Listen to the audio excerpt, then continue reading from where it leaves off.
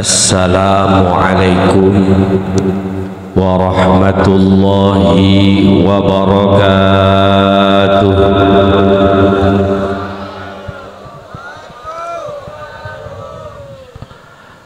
Alhamdulillahilladzi faddala bani Adam bil ilmi wal hikam.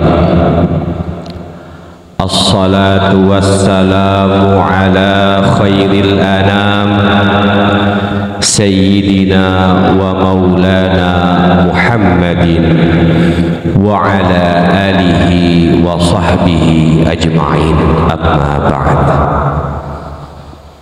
Hadratal muhtaramin yang kami hormati, Bapak Kiai Haji Abuya Anis Jauhari wa ahli baitihi, Hadratal muhtaramin al-alim wal ulama wal fuqaha wal masyayikh, bapak-bapak haji, ibu-ibu hajjah, serta para hadirin hadirat rahimakumullah, dan yang sedang berbahagia para santriwan santriwati yang malam hari ini mengadakan kegiatan haflatul imtihan wal ikhtibar yang ke-8. Pertama dan paling utama, marilah kita senantiasa bersyukur kehadirat Allah Subhanahu wa Ta'ala, yang mana pada kesempatan malam hari ini kita dipertemukan orang Madura ketemu orang Madiun. Saya harus keliling ke 5 negara untuk bisa bertemu dengan Abuya Anis Jauhari. Alhamdulillah. Kedua kalinya sholawatullah wassalamuhu semoga senantiasa tercurah kepada Nabiyuna Muhammad sallallahu alaihi wasallam yang telah membawa risalah kenabian sampai kepada kita. Mudah-mudahan kita semuanya mendapatkan syafaatnya fid dini wad dunya hatta al-akhirah. Allahumma amin. Ketiga kalinya saya ucapkan matur sakalangkung kepada Muqassimul Awqat yang telah memberi waktu kepada saya untuk bisa menyampaikan sedikit hikmah yang bisa kita ambil manfaatnya. Mudah-mudahan yang kami sampaikan nanti bisa diingat dan dipraktekkan dalam kehidupan sehari-hari. Allahumma amin. Namun sebelumnya, sebelum masuk ke materi, perkenalkan, nama saya Ismail Hasan. Saya salah satu murid Bapak pengasuh Bapak Kiai Abuya Anis Jauhari. Beliau mengajar saya baik itu ilmu nahwu, ilmu saraf, alfiyah pun juga pernah diajar sama beliau, dan keberkahannya masih saya rasakan sampai sekarang. Alhamdulillah. Bedanya beliau masuk lebih dulu di Kuagean, saya agak akhir, dan alhamdulillah saya bertahan selama 7 tahun di sana. Kemudian pulang ke rumah 6 bulan, mondok ke Langitan, nggak kerasan pindah ke Kuagean. Setelah dari Kuagean itu alhamdulillah mendapat beasiswa S1 S2 di Ponorogo. Kemudian sepulang dari itu saya dipilih LDNO di tahun 2016, tepat di mana Pondok Yambu'ul Hikmah berdiri. Saya dikirim ke Malaysia selama 1 bulan. Alhamdulillah. Setelah itu di 2017 saya dikirim ke Thailand dan juga ke Suriah Suriname, yang mana Suriname itu negara antah barantah, yang negaranya ditinggali oleh orang Jawa sebanyak 70.000 orang. Kesana butuh waktu 36 jam. Bahkan di sana ada masjid yang hadap sholatnya itu saling bersinggungan. Yang satu masjidnya menghadap ke barat, yang satu menghadap ke timur. Sholatnya sama-sama beda arah. Mereka rukun karena ngikuti kakek nenek moyang mereka kalau sholat menghadap ke barat. Padahal Suriname itu baratnya Ka'bah. Itu saja bisa rukun, masa kita gara-gara beda pilihan presiden tidak rukun, padahal kita arah sholatnya menghadap ke barat, menghadap ke kiblat. Bisa-bisa kita dipermalukan sama orang Suriname yang arah sholatnya berlawanan. Kemudian di tahun 2018 saya dikirim ke Hong Kong dan ke Makau. Di sana selama 1 bulan untuk dakwah kepada para TKW di sana. Dan tentu saja kok bisa Ismail wong desa mondok salaf neng Kwagean kok bisa keliling ke beberapa negara, 5 negara dalam durasi 3 tahun, kok bisa? Because I can speak English and I can speak Arabic. Karena saya bisa bicara bahasa Inggris dan juga bisa bahasa Arab. Bahasa Inggris digunakan untuk komunikasi ketika di imigrasi, supaya tidak viral gara-gara diusir karena tidak paham bahasa Inggris, kasihan. Tapi kalau bisa bahasa Inggris itu nyaman. Where do you come from? Where are you go? How long will you stay here? Itu pertanyaan-pertanyaan logis yang akan kita jawab dengan bahasa Inggris, sehingga kita tidak bakal diusir. Maka dari itu penguasaan bahasa Inggris sama bahasa Arab sangat penting. Tadi kita melihat praktek adik-adik kecil mempraktekkan kitab kuning, membacanya dan memahaminya dan menerjemahkannya. Itu suatu hal yang sangat luar biasa. Maka dari itu, setelah ke 5 negara itulah saya bisa hadir di sini untuk bisa menyampaikan sekelumit mau'idhah hasanah yang mudah-mudahan bisa menginspirasi para hadirin hadirat sekalian. Allahumma amin. Hadirin hadirat rahimakumullah. Di dalam Al-Quran, di saat orang-orang semuanya dikirim berperang, tua muda semuanya dikirim, tidak ada yang terkecuali, turunlah ayat yang mengingatkan kita betapa pentingnya ilmu. Akhirnya ayat itu turun kepada Nabi kita, Nabi Muhammad sallallahu alaihi wasallam. فَلَوْلَا نَفَرَ مِنْ كُلِّ فِرْقَةٍ مِّنْهُمْ طَائِفَةٌ لِيَتَفَقَّهُوا فِي الدِّينِ وَلِيُنذِرُوا قَوْمَهُمْ إِذَا رَجَعُوا إِلَيْهِمْ لَعَلَّهُمْ يَحْذَرُونَ.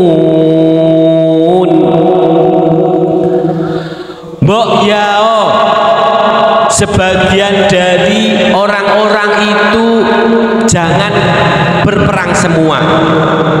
Ada yang dikirim untuk belajar, termasuk belajar di Yambul Hikmah itu mewakili warga-warga setempat. Jangan sampai satu RW gak kirim santrine mondok, eman-eman. Fungsinya apa? Liyungdiru qaumahum, untuk memberi peringatan kepada kaumnya ketika mereka sudah pulang, supaya kaumnya tidak tersesat. Nah, ini penting sekali.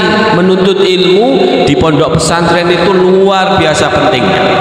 Bahkan saya mengalami sendiri, mulai sanawiyah sampai saya lulus S1 itu 17 tahun mondok semuanya itu. Alhamdulillah. Andai kata saya dibolehin sama istri, paling saya pengen mondok ke Ustadz Abuya Anis Jauhari kalau boleh, tapi kayaknya nggak boleh. Anaknya sudah 3, alhamdulillah. Nah, kenapa ilmu ini sangat penting? Karena hal itu berkaitan dengan tata cara kehidupan kita diatur oleh ilmu yang namanya ilmu fikih. Mulai bangun tidur sampai tidur lagi, bukan lagunya Mbah Surip loh ya, itu diatur. Ke toilet gimana, keluar toilet gimana, bangun tidur ngucapin apa, mau makan baca apa, selesai makan baca apa, semuanya diatur supaya segala aktivitas yang kalian lakukan memiliki nilai ibadah. Dan ibadah yang paling maknyus itu adalah menikah. Itu nanti waktu saatnya. Nek saiki yo awakmu yo ngaji kitab, nanti request kelas 7 sudah request Fathul Izar, bahaya itu ya. Fathul Mu'in, Fathul Bari, Fathul Qorib, tiba-tiba Fathul Izar, nggak boleh. Fathul Izar itu kitab buka sarung, itu bahaya. Itu nanti ketika sudah mau boyong, nanti baru diijazahkan sama Abuya Anis Jauhari. Jadi kehidupan ini supaya memiliki nilai ibadah, ilmu fikihnya dimatengin. Maka kenapa seluruh kitab-kitab yang berisi tentang ilmu fikih, bab yang pertama kali dibahas mesti babut toharoh, bab bersuci. Kenapa bab bersuci ini sangat penting? Loh, coba bayangkan kamu sholat gak roh najis, gak tahu najis bajumu, gak tahu najis kulitmu, apa sah? Ya enggak sah. Maka bab toharoh ini menjadi suatu perkara yang sangat penting, karena dengan ilmu toharoh akan mengantarkan tidak hanya kebersihan jasmani saja, tapi juga akan membawa kebersihan rohani, jiwa dan juga raganya ikut bersih. Di kitab kecil namanya kitab Al-Minahus Saniyah, tulisannya Asy-Syaikh Imam Nawawi. Bab yang pertama ditulis oleh beliau itu gini: alaika bil istiqomah fit taubah. Kamu harus istiqomah taubat. Urung apa-apa kok taubat. Aku rasa salah kok wede. Padahal justru wong sing ngaku ora salah itu justru orang yang sombong amat. Karena apa? Al insanu mahallul khata wan nisyan. Kenapa bab yang pertama di kitab Minahus Saniyah itu bab yang pertama adalah taubat? Karena taubat itu merupakan pondasi sebuah bangunan. Kalau pondasinya kuat, bangunan yang akan menjulang tinggi juga akan kuat. Tapi kalau bangunannya itu pondasinya lembek, istighfar sedino ping 3 ora enek, dalam 3 hari, dalam 1 hari istighfar tidak ada, itu sangat bahaya. Bangunan yang dia tinggikan sampai berlapis-lapis tingkatannya itu bakal ambruk karena pondasinya tidak kuat. Di sini juga ngaji kitab Syamsul Ma'arif Al-Kubra. Ada juga kitab Ihya Ulumuddin. Kitab Ihya Ulumuddin dikarang oleh Syekh Muhammad bin Ahmad Al-Ghazali. Itu dimulai saat beliau masih kecil, sama adiknya yang bernama Imam Ahmad seringkali diajak bapaknya untuk sowan kepada para ulama. Jadi bapaknya Imam Ahmad sama Imam Ghazali itu adalah seorang penenun atau pembuat sepatu sol. Jadi tukang ngesoli sepatu karo tukang gawe klambi songko wol ngoten niku. Tapi Tapi setiap Jumat putranya dimandiin sampai bersih, kemudian diajak sowan kepada para ulama, minta didoakan supaya putranya ini menjadi putra yang solih dan alim. Nah inilah beda dengan sekarang. Hari Minggu kita kemana? Ayo kita ke Sun City, ke mall, ke kolam renang, ke Jatim Park, ke tempat wisata. Dia lupa bahwa masa depan anaknya inilah yang harusnya dibangun sejak kecil, yaitu dimintakan doa-doa kepada para ulama. Ketika dua anak ini sudah mondok, Imam Ghazali itu ngomong, dulu alasan aku mondok kuwi krono golek maem, mencari makan. Tapi gara-gara dia mendapatkan ilmu sedikit demi sedikit, ilmunya bertambah, akhirnya ilmu itulah menambah keikhlasan dalam dirinya, tidak lagi untuk mencari makan tapi untuk mencari ilmu. Sampai-sampai adiknya yang bernama Imam Ahmad itu mukasyafah lebih dulu daripada kakaknya. Keahlian Imam Ahmad itu kalau ceramah, batu itu menjadi empuk. Ketika beliau ceramah itu batu yang keras kayak gitu jadi empuk. Apalagi hati manusia yang mendengarkan ceramahnya empuk kabeh. Kalau Imam Ghazali waktu menjadi imam, kemudian makmumnya adalah adiknya. Suatu saat ketika ayo dik jamaah, ketika sudah jamaah di rakaat kedua, Imam Ahmad mufarokoh, pisah sholat. Ketika sudah selesai, Imam Ghazali tanya, dik dijak jamaah malah mufarokoh. Saya melihat di punggung mas itu ada darah berceceran. Iya dik, tadi di rakaat kedua saya sedang memikirkan darah menstruasi. Coba waktu sholat mikir no darah, muncul darahnya di punggung Imam Ghazali. Kita mikir sawah, mikir kebonan, mikir sepeda motor, mikir sandal hilang, mikir anak rewel, mikir sarung urung diumbah, mikir bojo cerewet. Miku kira-kira disunggi ning kene wis malaikat arep biji ku bingung. Mau menilai itu bingung. Iki mau tak biji piro ya bocah koyo ngene iki.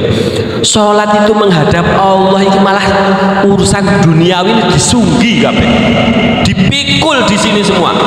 Urusan sawah, kebonan, gaji telat, sandal hilang, jadi pikir semua pokoknya. Jadi kita itu kadang ketika sholat masih berpikiran urusan duniawi. Maka untuk menetralisir, mengurangi hal itu, kita laksanakan sholat itu dengan dilaksanakan berjamaah. Nek berjamaah sampean mikir apa aja mesti ditompo. Soalnya belinya Gusti Allah itu, amal kita itu gelondongan. Gelondongan itu paketan. Satu paket ya diterima ya, tapi kalau sholat sendiri diteliti, iki apa iki pange coklat iki gak ada hajinya sama sekali. Itu kayak gitu sampai. Maka kenapa bacaan takbir di dalam sholat itu tidak pernah diubah, tidak boleh diubah. Allahu azim gak boleh,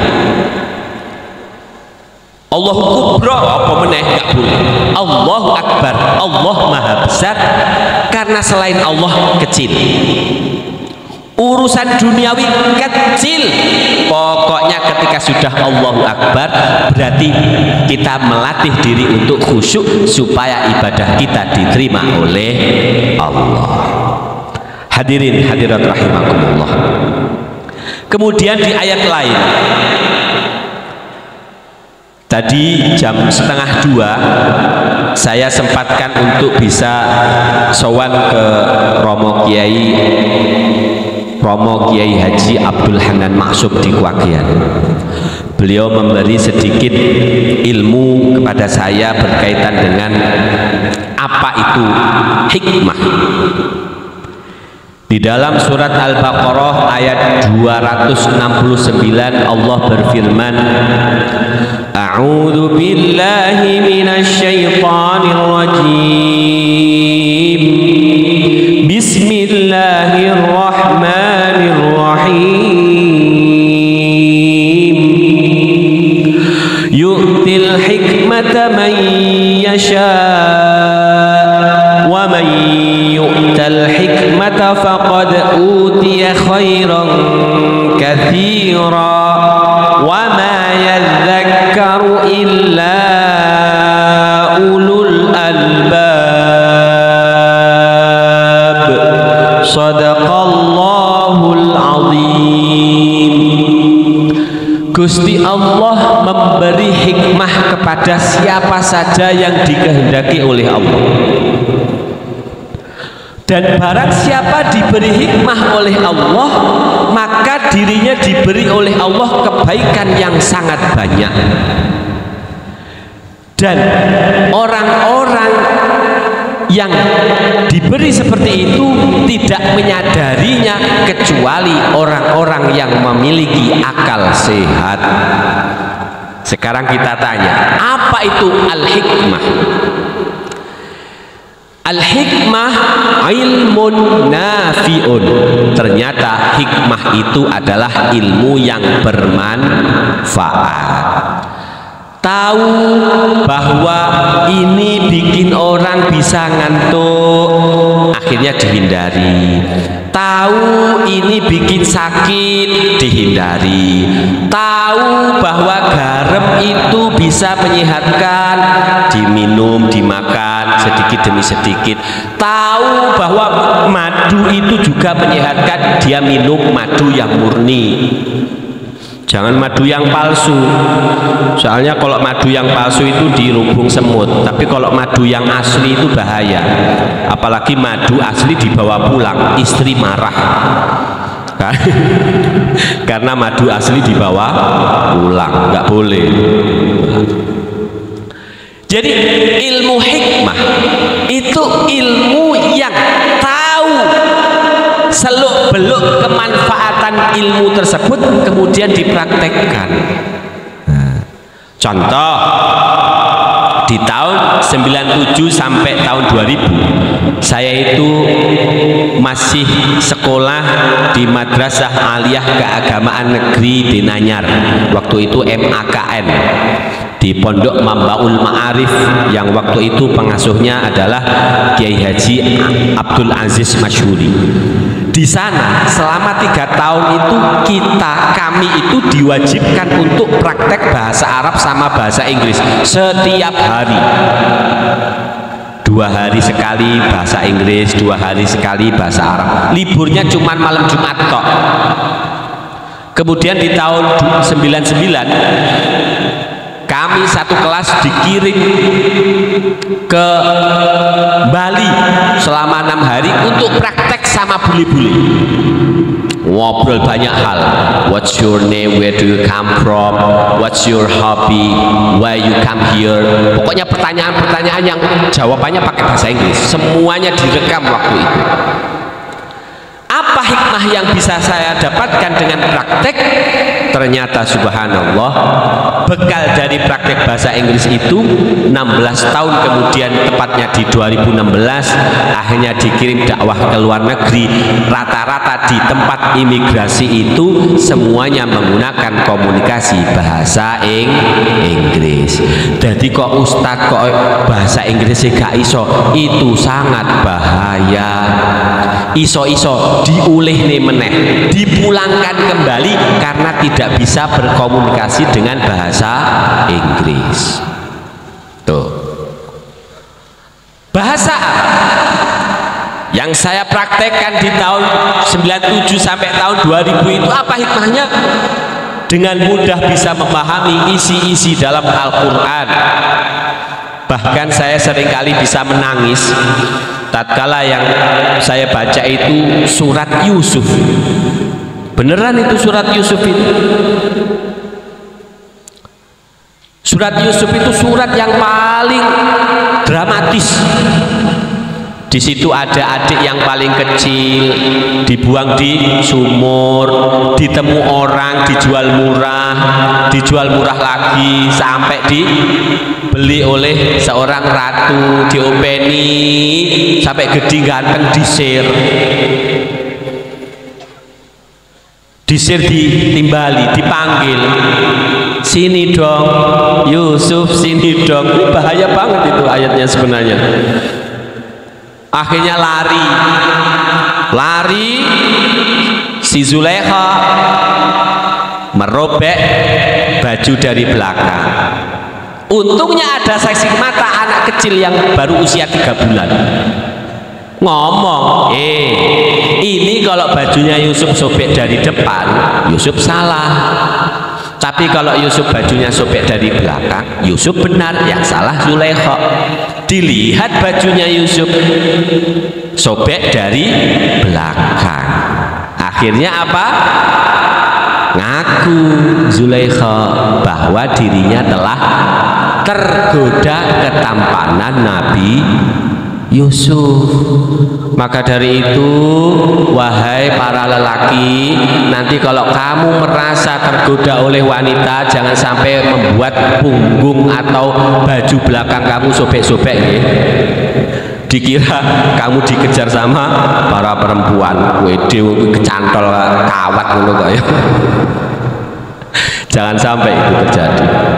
Jadi kisahnya yang begitu dramatis diabadikan dalam Al-Quran sebagai kisah yang paling indah. Dimulai dari mimpi, kemudian dirinya ternyata memang menjadi seorang raja sesuai dengan mimpi dari Allah Subhanahu wa ta'ala. Hadirin hadirat rahimakumullah. Terus apa yang bisa kita ambil dari hikmah itu? Hikmah itu hanya bisa diambil oleh orang yang ulul albab. Siapa ulul albab? Disebutkan di dalam surat Al-Imran ayat 189 sampai 192. Bismillahirrahmanirrahim. Inna fi khalqis samawati wal ardi wa ikhtilafil laili wan nahari la ayatin li ulil albab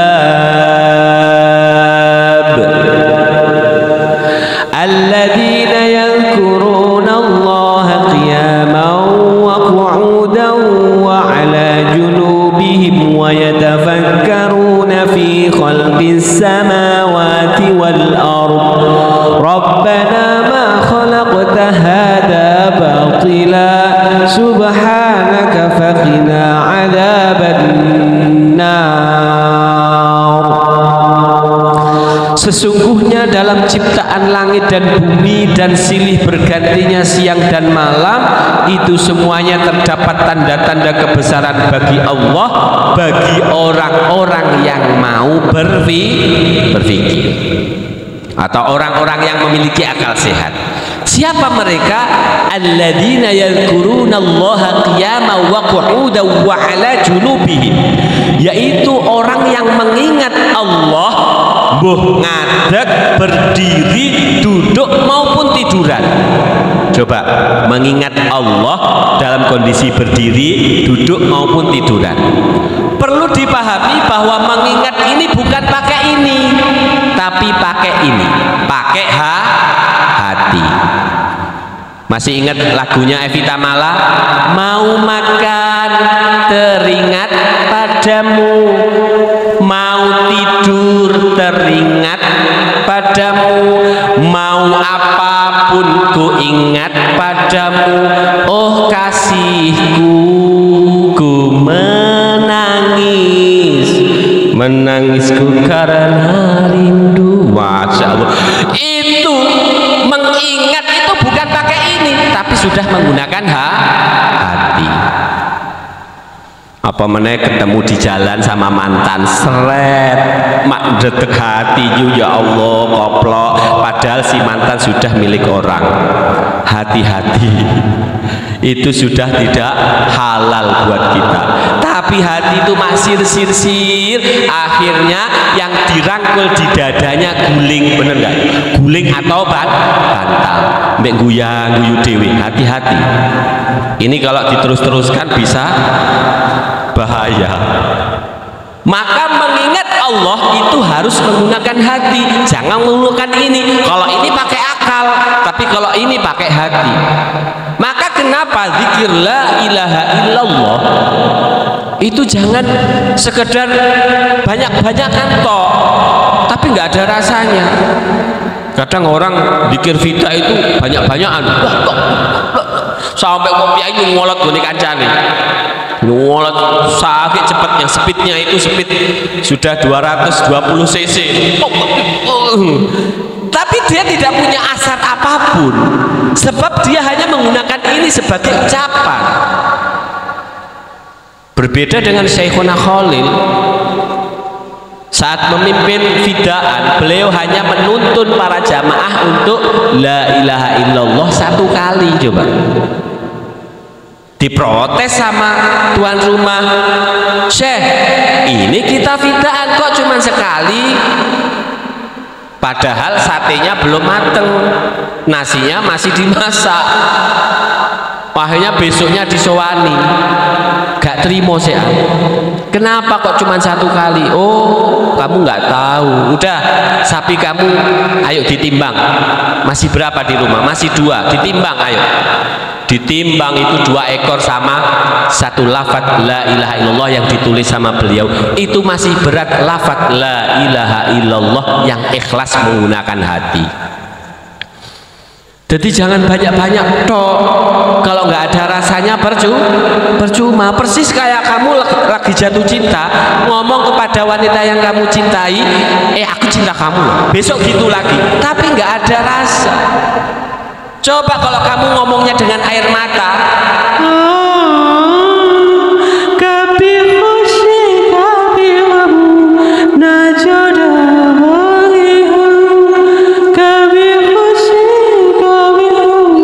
langsung nangis.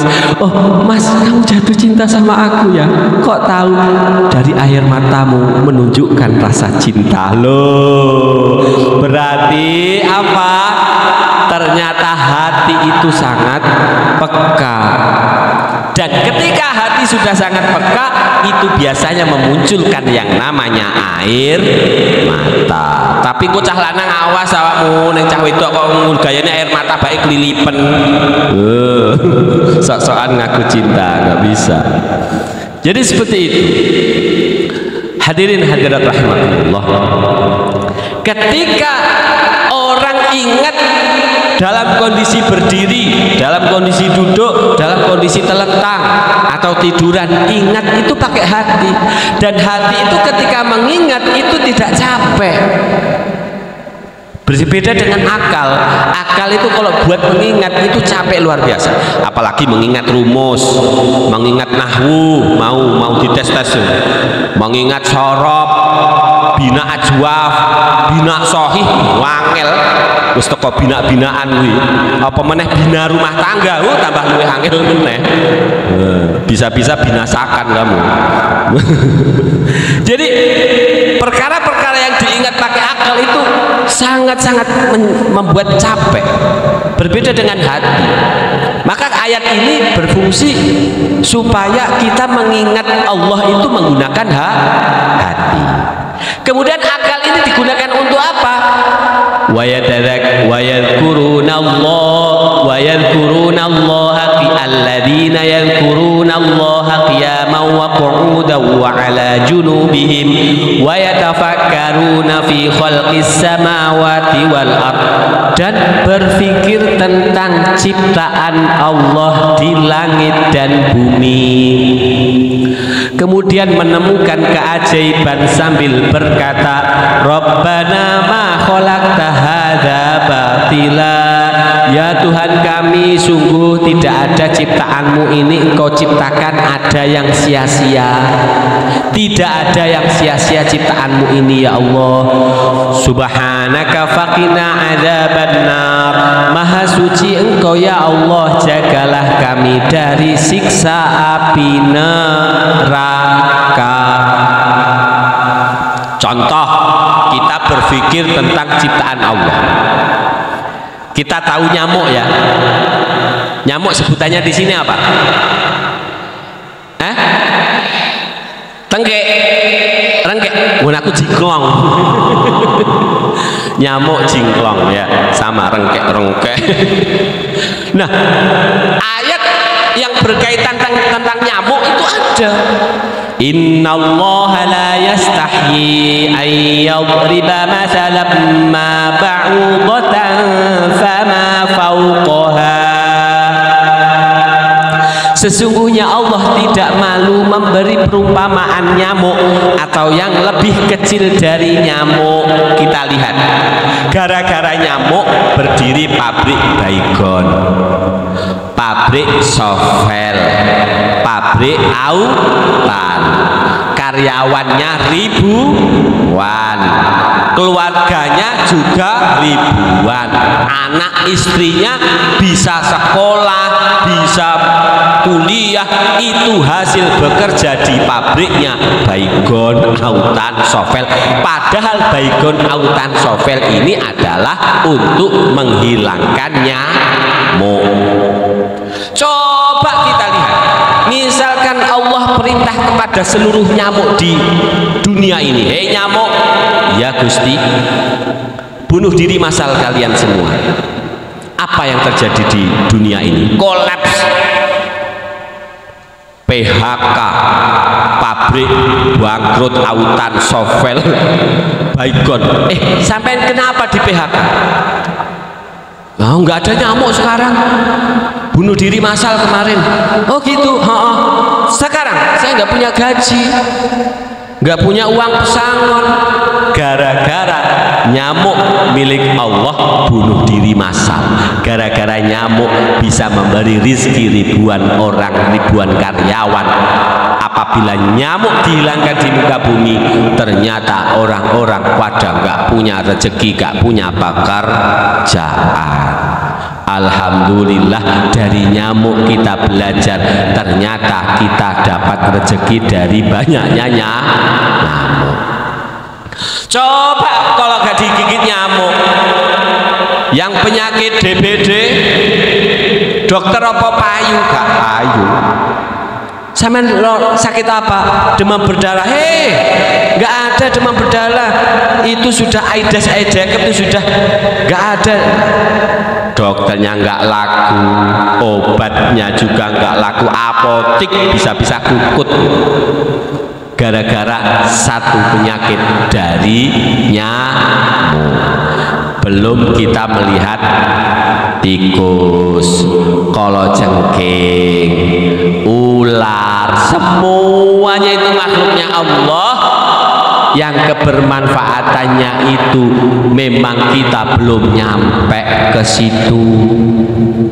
Kalau kamu nyampe ke situ ya kamu bisa bikin pabrik itu. Pabrik bisa ular. Nah, ya kan? Jadi ngeri kalau kita mau berpikir makhluknya Allah itu nggak ada habisnya, sehingga kita sampai bersyukur, alhamdulillah kita ini menjadi makhluknya Allah yang paling sempurna. Laqad khalaqnal insana fi ahsani taqwim. Sungguh kami telah menciptakan manusia dalam bentuk yang paling seksi. Sampai dinyanyi Mulan Jamilah itu, otakmu seksi itu terbukti dari caramu mikirin aku. Walah gombal. Iya kan? Jadi kita itu makhluknya Allah yang paling seksi. Artinya seksi itu paling proporsional. Hidup menghadap ke bawah itu sangat proporsional. Hidup menghadap ke atas, coba bagaimana rasanya kamu bersini? Kena hujan kayak apa? Jadi gini, hormat terus kan, nutupin lubang. Telinga dibikin lentur tapi nggak lentur-lentur amat. Kalau lentur buang, coba kamu naik motor nggak helman, gobek kan ya lucu. Nah, itu. Artinya apa? Allah menciptakan kita ini sebagai makhluk yang paling baik. Ini perlu banyak disyukuri dengan banyak menuntut ilmu. Kalau ilmu sudah didapat, mari kita praktekkan supaya ilmu itu menjadi hikmah. Maka kenapa Syekh Abdul Qadir Al-Jailani di dalam kitab Al-Jawahirul Ma'ani menyatakan, la yanbaghi li faqirin ay yatasaddara wa yatasadda li irsyadin nas illa an a'tahu Allahu ilmal ulama wa siyasatal muluk wa hikmatal hukama. Tidak layak bagi orang fakir kecuali dia itu memiliki 3 hal. Orang fakir pengen mimpin umat, kuwi gak oleh layak, gak pantes kecuali memiliki 3 hal. Yang pertama adalah ilmul ulama, ilmunya para alim ulama. Kedua, hikmatal hukama, ilmu hikmahnya para ahli hikmah. Contoh ngaji kitab Syamsul Ma'arif, di situ ada yang disebut dengan Fatihatul Karomah. Dalam satu hari barang siapa membaca 100 suratul Fatihah, ba'da subuh 30, ba'da zuhur 25, ba'da asar 20, ba'da maghrib 15, ba'da isya 10, total jadi 100, maka Allah akan menjamin segala keinginannya terkabul. Alhamdulillah. Enek kok gak pati terkabul, biasane lali ora wiridan, malah senengane cuman wirawiri turut ratan. Jadi ilmu hikmah itu ilmu yang satu kali dibaca memiliki efek yang luar biasa. Tuh. Nandes gitu loh di dalam hati. Tadi pas waktu sowan dikasih ilmu ini sama Yai Hanan. Jadi ilmu hikmah itu ilmu yang kamu tahu manfaatnya, kamu kemudian praktekkan itu dalam kehidupan sehari-hari. Kemudian yang ketiga ilmunya adalah siyasatal muluk, ahli siasatnya para rojo, alias ilmu politiknya para raja. Jadi kamu harus tahu ilmu politik para raja itu kayak apa. Dimulai dari ilmu catur itu. Ilmu catur, kapan majunya kuda, kapan ratunya harus disembunyiin, kapan rajanya maju, itu harus tahu ilmunya. Sebagai serangan-serangan ilmu dalam ilmu politik. Termasuk kita sendiri sampai hari ini nggak tahu kita ini punya presiden siapa gitu juga belum tahu. Subhanallah. Nah, ini mudah-mudahan yang terpilih adalah yang benar-benar amanah, yang menjadi suara terbanyak bagi manusia bangsa Indonesia. Allahumma amin. Hadirin hadirat rahimakumullah. Kemudian di dalam kitab lain, tepatnya kitab karangan Ibnu Athaillah, kitab Al-Hikam, itu ada satu quote, satu pepatah menyatakan al-man'u ainul ata. Artinya apa? Tercegahnya sesuatu itu merupakan sejatinya pemberian. Mas Deni kok gak sido nikah karo Mbak Binti, itu memang dikarepe Gusti Allah ngono. Sebabnya nopo? Mas Deni arep disiapno sing luweh apik tinimbang Mbak Binti. Semono uga Mbak Binti juga disiapkan seorang calon suami yang lebih baik dari Mas Beni. Jadi tercegahnya sesuatu itu sejatinya pemberian. Kita gagal akan sesuatu itu sebenarnya kita akan memperoleh sesuatu yang lebih berharga. Contoh saya sendiri, 2015 saya itu macuk jadi lurah, kepala desa. Gagal, alhamdulillah. Pendukungku nangis semua itu. Beneran nangis semua. Saya yang ketawa. Sebab apa? Sebab kepercayaan yang diberikan itu tidak, prosentasenya tidak banyak. Suaranya si A itu 60%, saya 40%. Daripada saya menjadi pimpinan yang 60% tidak memilih saya, ya rugi dong. Mendingan tidak jadi, jangan maksa jadi. Hikmah jadi tidak jadi, 2015 akhirnya di LDNO dikirim ke Malaysia 1 bulan, ke Thailand 7 hari, ke Suriname 21 hari, ke Makau 14 hari, ke Hong Kong 14 hari, berturut-turut tiap tahun selama bulan Ramadan untuk dakwah. Oh, berarti dakwah saya memang di kalangan seperti itu. Baru kemudian tiba masanya saya dakwah di Pulau Madura. Alhamdulillah. Coba kalau saya jadi kepala desa, malah gak bisa kemana-mana. Di sawah bawa stempel tanda tangan, di kantor bawa stempel tanda tangan, kerja di situ, pulang dekat rumah, pulang lagi, ya bosen. Tidak akan ketemu para asyikh masyayikh di kota di Madura Bangkalan.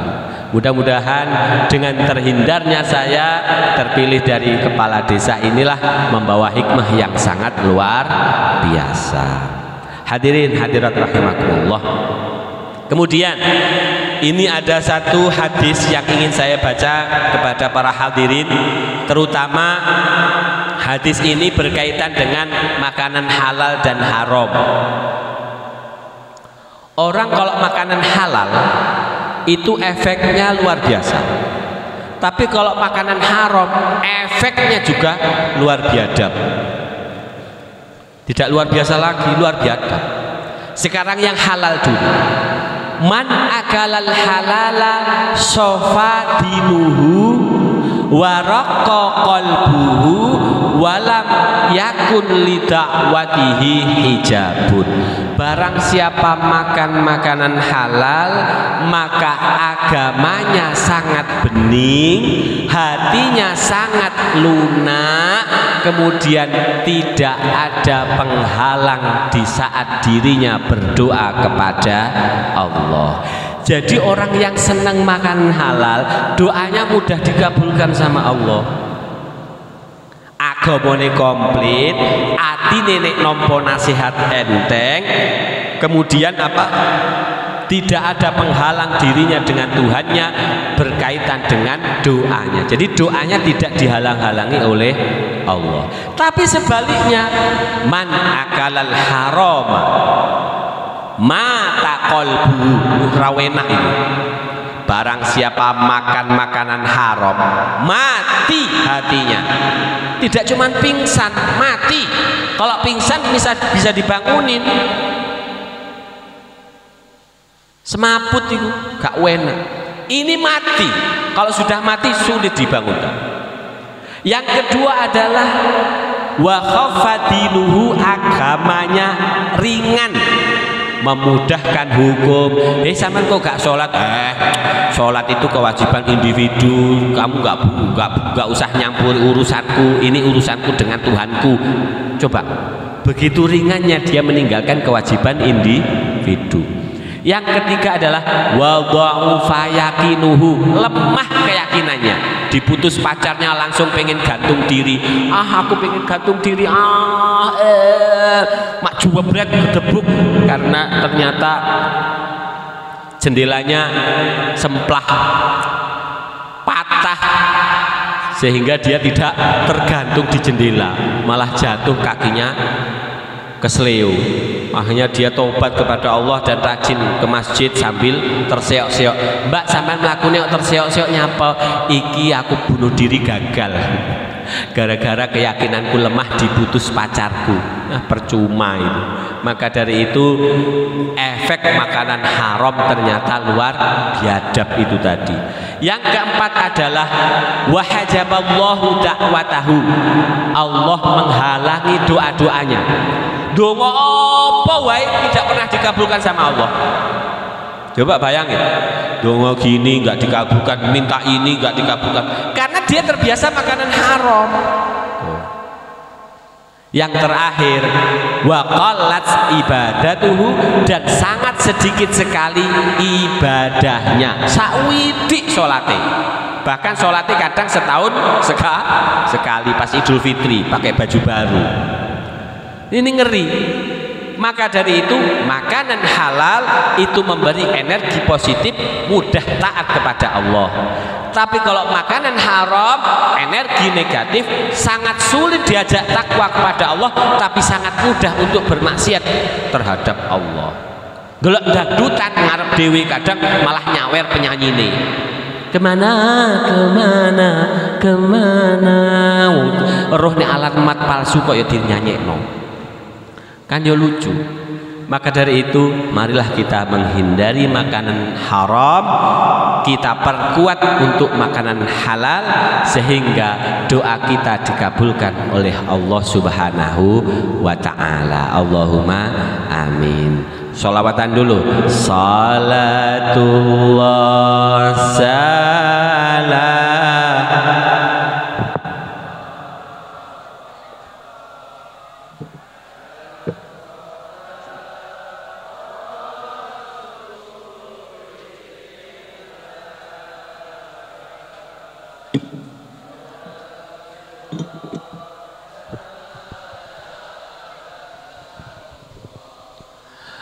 ala yasin habibillah. Hidup di dunia cuma sekali,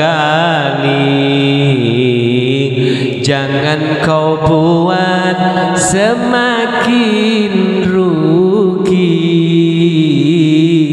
daripada rajin nonton TV. Lebih baik ayo salatullah salamullah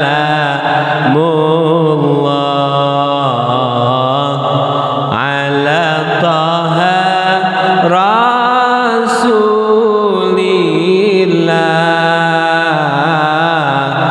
Salatullah salamullah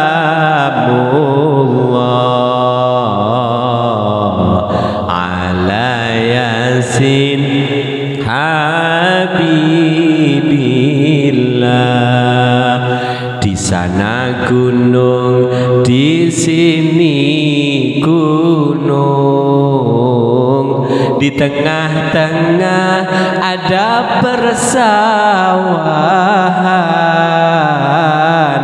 Kesana bingung, kesini bingung. Lebih baik ayo salatullah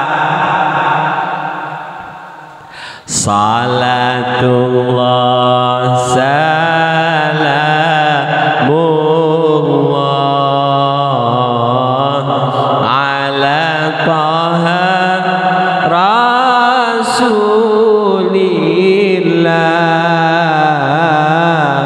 Salatullah salamullah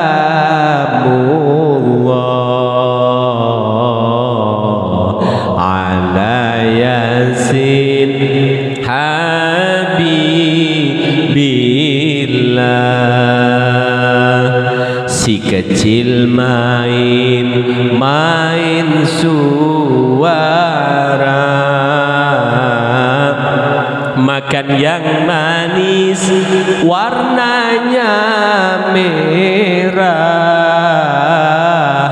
Ismail sowan datang ke Madura, ketemu Yai Anis dapat barokah. Salatullah salamullah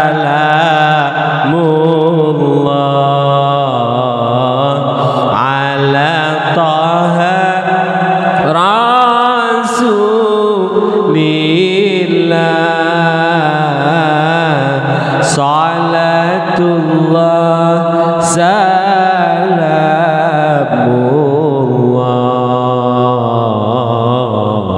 ala Yasin habibillah.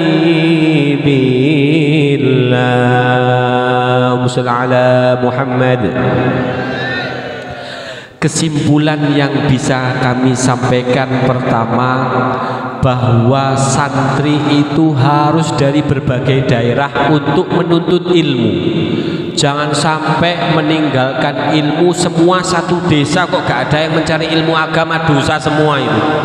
Maka dari itu kalian para santri merupakan wakil-wakil yang akan membawa kebaikan untuk masyarakat kalian di masa yang akan datang. Yang kedua, ilmu hikmah itu adalah ilmu yang bermanfaat yang bisa dipraktekkan dalam kehidupan sehari-hari. Jangan sampai ilmu yang kita dapatkan justru hanya untuk kesombongan semata, nanti hilang hikmahnya, hilang manfaatnya, hanya cuma kesombongan, malah akan menjadi temannya setan. Naudzubillah min dzalik. Jadi setan iblis itu orangnya cerdas, tapi gara-gara dia sombong, gak mau minta maaf, akhirnya Allah melaknat dirinya sampai hari kiamat. Kemudian poin yang ketiga adalah bahwa untuk bisa memberi manfaat kepada orang lain, kita harus memiliki 3 ilmu. Pertama, ilmunya para ulama. 2, hikmahnya para ahli hikmah. 3, ilmu siasatnya ahli politikus atau ahli negara. Kemudian poin yang keempat atau yang terakhir adalah hindarilah makanan haram, perbanyaklah makanan halal, karena makanan halal memiliki energi positif, akan membawa ketaatan kepada Allah dengan mudah. Sebaliknya, makanan haram akan berbuah energi negatif, mudah untuk bermaksiat kepada Allah. Naudzubillah min dzalik. Demikian apa yang dapat kami sampaikan, mudah-mudahan penuh barokah. Para santri mendapat ilmu yang bermanfaat, para wali juga mendapatkan ilmu yang barokah, semuanya bisa mendapatkan syafaat dari Nabi kita Muhammad sallallahu alaihi wasallam. Al-Fatihah. A'udzu billahi minasy syaithanir rajim. Bismillahirrahmanirrahim. Alhamdulillahi rabbil alamin. Ar-Rahmanir Rahim. Maliki yaumiddin. Iyyaka na'budu wa iyyaka nasta'in. Ihdinas siratal mustaqim. Siratal ladzina an'amta 'alaihim ghairil maghdubi 'alaihim waladdallin. Amin. Idza wajadtum minni al-akhta' wal aghlaq narju minkumul afwa. If you found some mistake for my speech, I beg your pardon. Thank you. See you later. Next time we will meet again in other occasion. Thank you for your attention. Wassalamu alaikum warahmatullahi wabarakatuh. Waalaikumsalam warahmatullahi wabarakatuh. Demikianlah mau'izatul hasanah yang disampaikan oleh Al-Mukarram Kiai Haji Ismail Hasan. Mudah-mudahan apa yang telah beliau sampaikan memberikan manfaat bagi kita baik di dunia maupun di akhirat. Amin amin ya rabbal alamin. Dan kepada beliau kami sampaikan banyak-banyak terima kasih. Diinformasikan kepada seluruh hadirin hadirat yang hadir pada malam saat ini bahwasanya Madrasah Ibtidaiyah Irsyadul Munir turut mengundang hadirin hadirat dalam rangka Haflatul Imtihan wal Ikhtibar yang akan dilaksanakan pada tanggal 22 Februari 2024 hari Kamis malam Jumat pada pukul 19.30 waktu Indonesia Barat, yang bertempatkan di halaman Madrasah Ibtidaiyah Irsyadul Munir Nangka Barat, dengan penceramah agama Kiai Haji Imamul Muttaqin Jauhari SHMH. Demikianlah pengumuman yang bisa kami sampaikan. Atas perhatiannya kami ucapkan banyak-banyak terima kasih. Memasuki acara yang